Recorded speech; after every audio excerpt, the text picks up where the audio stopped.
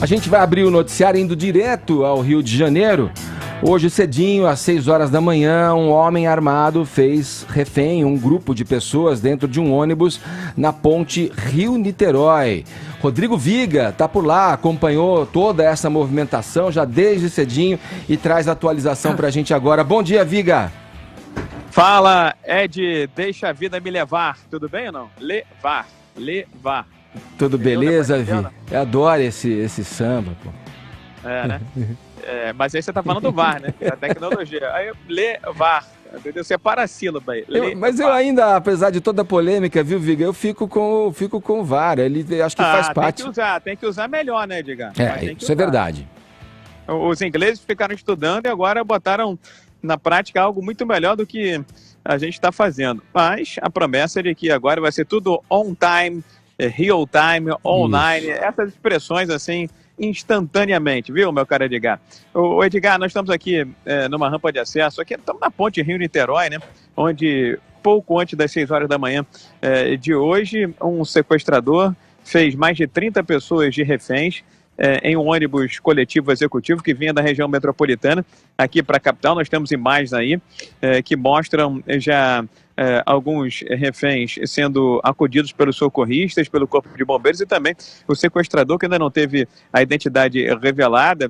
Ele foi baleado inicialmente na perna, depois teria sido alvejado mais algumas vezes. A gente ouviu tiros à distância de 5 ou 6 disparos, viu? E algumas explosões no momento final do desfecho dessas negociações. Aí está a imagem do sequestrador jogando um pano, um casaco, alguma coisa para os negociadores. Foi o momento em que ele hesitou, que ele vacilou, subiu de costas para o ônibus coletivo e foi atingido por um atirador de elite que estava desde cedo devidamente posicionado, esperando a melhor hora, o melhor momento. Pouco antes desse desfecho, o governador do Rio de Janeiro, Wilson Witzel, que está aqui no local, pousou de helicóptero, até comemorou o fim desse sequestro sem que reféns ficassem feridos. Ele postou uma mensagem, né, nas redes sociais, no Twitter, dizendo que a prioridade era a integralidade, né, a situação dos reféns, né? Sim. O bem-estar dos reféns. E agora, meu caro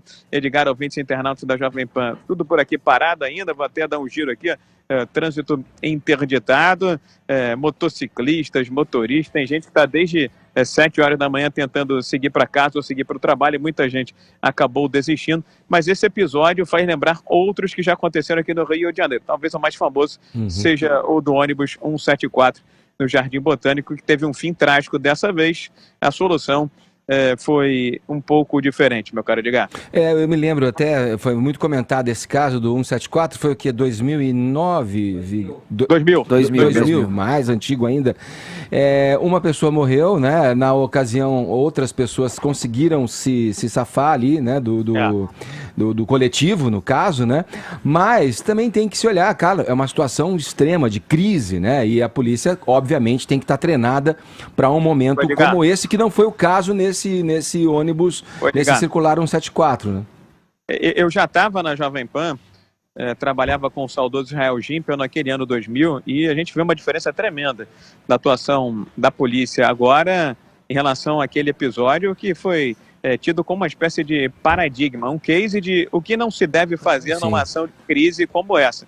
E a principal questão que eu aponto, meu caro Edgar, estava do lado, muito perto, a poucos metros do policial militar que, de forma equivocada, resolveu utilizar uma submetralhadora para atirar num sequestrador que estava a centímetros dele, quando um armamento mais adequado, se a opção fosse por atirar, por abater o sequestrador, seria uma arma de um calibre menor, um revólver, uma pistola. E ele acabou atingindo a Geisa Firmo, que acabou morrendo, uma moradora de uma comunidade da Zona Sul do Rio de Janeiro. Lembrando também que o sequestrador, depois de ser imobilizado pelos agentes, foi colocado no camburão e foi morto por asfixia dentro da viatura da Polícia Militar, meu caro Edgar. Pois é. O Viga, tinha informação ali nos momentos finais, ali um pouco antes do desfecho desse caso aí trágico, em plena ponte Rio-Niterói, de uma mulher, uma civil, acompanhada de alguns policiais ali. Se tem notícia de quem era aquela mulher? Especulou-se da possibilidade de ser da família. Uma pessoa da família, era? Exatamente. Nesses momentos de maior tensão, né, onde a temperatura está lá em cima, Edgar, um procedimento, um protocolo da polícia, normalmente é chamar alguém da família, uma pessoa que vai tentar convencer, vai tentar demover o sequestrador, ele vai, e normalmente isso acontece, né, vai se sensibilizar, vai atender o apelo emocional, normalmente tentam procurar a mãe e ou a esposa da pessoa que está protagonizando o sequestro. A gente ainda não tem identificação do sequestrador e quem era aquela pessoa, mas era uma pessoa próxima ao sequestrador que estava tentando convencê-lo de que aquela história, aquela ação criminosa, aquele sequestro, não tinha outra alternativa, senão ou ele se render ou terminar em tragédia, terminar em morte, como foi o que aconteceu agora há pouco aqui na Ponte Rio-Niterói, Edgar. E a gente fica pensando, né, inevitável pensar, né, Viga, qual teria sido a motivação disso? Porque a informação que temos é que ele tinha um líquido inflamável, né, estava de posse de um líquido inflamável, um taser, aquela arma de choque, não é? E armado também, com uma arma de fogo. Uma faca e uma pistola. Uma faca e uma pistola. Não se sabe ainda. Não se sabe, mas o que leva a crer é que era uma ação premeditada, né, meu caro Edgar? Porque você não sai na rua, você não vai pegar um ônibus a passar aqui agora mais uma viatura da Polícia do Rio de Janeiro. Agora vai ser feito o trabalho de perícia no local e coisa e tal, mas você não sai de casa para ir para o trabalho, para ir para um compromisso, levando um arsenal, entre aspas, como esse, né? Um líquido inflamável, uma gasolina, um taser, uma arma de choque elétrico, uma faca e também uma pistola, um revólver, Edgar. Tá certo, Viga. Obrigado, Kevin. Eu acho que de se elogiar a atuação aí dos agentes, né? Porque numa situação como essa é muito complicado quando você tem ali os reféns também numa situação de muito risco, né? Onde o assassino ele pode disparar também contra aquelas vítimas. A gente lembra desse caso 174, lembra daquele caso também que ficou muito midiático, né, Fefito, do caso Eloá.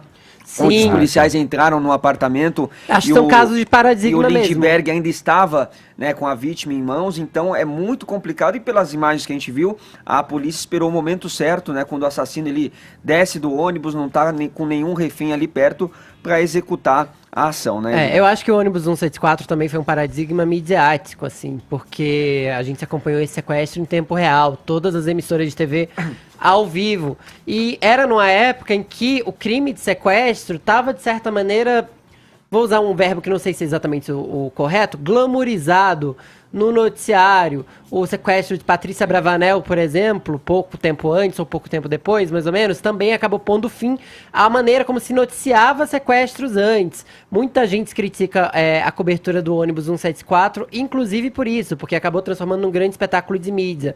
A gente já viu que a cobertura de um caso como esse, que sim, era público, estava acontecendo aos olhos de todos na Ponte Rio-Niterói, também já foi diferente, já teve uma outra abordagem, assim, a gente aprende com os erros, que bom. Bom, obrigado, Viga. Quer falar, Caio, com o Viga? Sim, eu acho importante só registrar, né? Bom, sobre o caso em si, vou concordar aí com o Vini, é uma tremenda covardia. A covardia da parte do sequestrador, naturalmente, né? Que fique bem claro, a polícia agiu bem em neutralizar essa ameaça aí à vida das vítimas, né? E o governador fluminense, né, o Viga pode confirmar isso pra gente, ele está com os números a seu favor, né? Desde que ele tomou posse, queda de 23% nos homicídios dolosos lá no Rio de Janeiro, né? Esses são os números do primeiro semestre, comparando 2019 com 2018. Então, no total... Isso já estende também para o mês de julho. Todas as estatísticas de violência têm diminuído na casa aí de 2 dígitos, com exceção de roubos de rua e também outra ocorrência que me foge agora. Agora, ele tem tido uma espécie de carta branca da parte da sociedade que está por aqui, né, que não suporta mais esses índices de criminalidade e violência aqui no Rio de Janeiro, mas tem sido também, por outro lado, de certa forma cobrado, viu, Caio, pelas mortes em intervenções policiais que também cresceram vertiginosamente nesses primeiros 7 meses em relação ao mesmo período do ano passado. Principalmente em comunidades, né, Viga? Exatamente. E aí tem muita gente dizendo que ele está fazendo a operação arrasa quarteirão, pega ratão, ou seja, atira primeiro para depois saber a identidade, a origem, quem é essa pessoa. E nessa guerra que o Rio de Janeiro vive, principalmente com traficantes e milicianos, infelizmente eles estão posicionados em áreas carentes, onde a maioria das pessoas é de bem, mas volta e meia elas acabam estando no mesmo ambiente, na mesma ambiência de criminosos, traficantes e milicianos, o que, infelizmente, acaba resultando na morte de muitos inocentes. Na semana passada, por exemplo, foram 7 casos de balas perdidas, já são 120 casos de balas perdidas no ano de 2019, com 33 óbitos até agora. Eu ia fazer uma observação, Viga, justamente nesse sentido, que embora tenham sido computadas e contabilizadas no semestre menos 108 mortes, né, no Rio de Janeiro, no cômputo geral, isso pelos dados oficiais, né, do Instituto de Segurança Pública, nesse mesmo período houve o aumento mesmo ao qual você se referiu, de 15% no número de mortes em ações policiais. Então, nesse primeiro semestre de 2019, foram 881 suspeitos mortos contra 669 nos primeiros 6 meses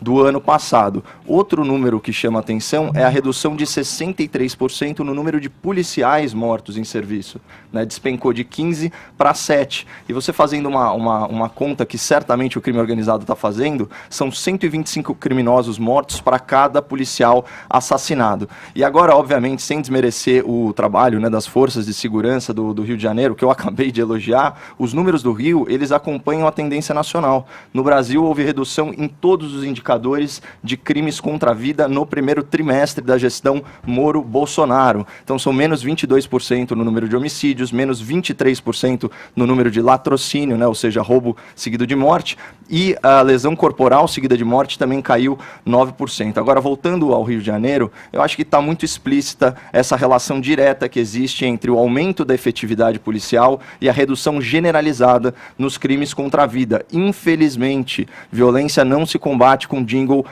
desarmamentista, e vários desses jovens que escolheram o caminho do crime, eles são vítimas do processo de tornar o país mais seguro para a população trabalhadora. É bem simples. Isso daí, essa questão do armamento não tem nada a ver com o que você acabou de citar, né? Uma ação efetiva deflagrada do âmbito federal não foi feita ainda em termos de coibir esse tipo de crime ou fortalecer a inteligência da polícia.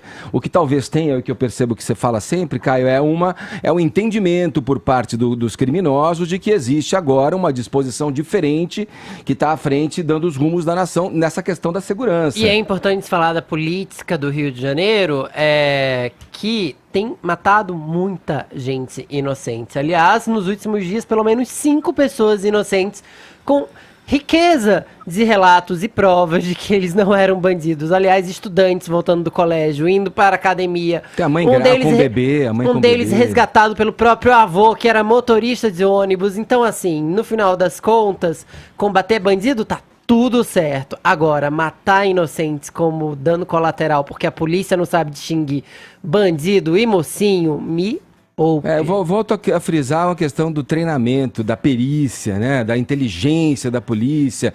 Óbvio que a situação do Rio está deflagrada e é uma dificuldade, claro, porque você tem bandidos de guerra, né? Você tem bandidos inseridos dentro da comunidade, convivendo com pessoas trabalhadoras, pessoas de bem, e estão lá exatamente porque tem a proteção por estar nesse ambiente. Agora, tem que ter aí, já que a situação é complexa e difícil, um investimento no treinamento. Você vê, talvez esse atirador de elite aí que abateu o sujeito é um sujeito treinado, mas talvez não seja a grande maioria dos policiais que atuam nas frentes no Rio de Janeiro. O Viga... Uma atualização... Vai lá que a gente girar, Nós estamos com o Viga ainda? Estamos com o Viga na linha, só para fechar com o Viga. Vamos lá, Viga, com você. Edgar, o que eu te dizia é o seguinte, é que a sociedade do Rio de Janeiro não suporta mais tanta violência, né? E por isso deu uma espécie de carta branca ao governador Wilson Witzel para esse enfrentamento, para esse combate aos criminosos, não importa a origem, se é traficante, se é miliciano ou coisa e tal. Agora, o que começa a brotar e nascer aqui no Rio de Janeiro é uma cobrança com relação à precisão dessas operações, como vocês vinham dizendo aí. Precisa ser um pouco melhor calibrado, precisa ser um pouco melhor ajustado para que não se coloque tudo no mesmo balaio, no mesmo saco, como se dizia antigamente, né? Inocentes, porque são negros, porque moram em áreas pobres, com bandidos e criminosos que estão armados até os dentes, Edgar. Falado, Viga, obrigado pela informação, pelas informações, bom trabalho aí. Qualquer coisa é só chamar a gente, tá? Valeu. Deixa a vida me levar, bonitão. É agora que a gente vai falar do VAR, quer fazer uma... Sim, uma rápida atualização também, porque o Wilson Witzel acabou de chegar lá à ponte Rio-Niterói, e as palavras dele, Edgar, são as seguintes: meu papel como governador é fazer que tudo funcione e funcionou. Rapidamente tentamos resolver o transtorno para a sociedade na melhor medida do possível. Eu conversei com familiares dele, aí falando já sobre o assassino, um deles me pediu desculpa aos reféns, disse que alguma coisa falhou na criação. Vamos também cuidar da família dele. Estamos acompanhando as famílias dos reféns e da pessoa que foi a óbito, completou o governador.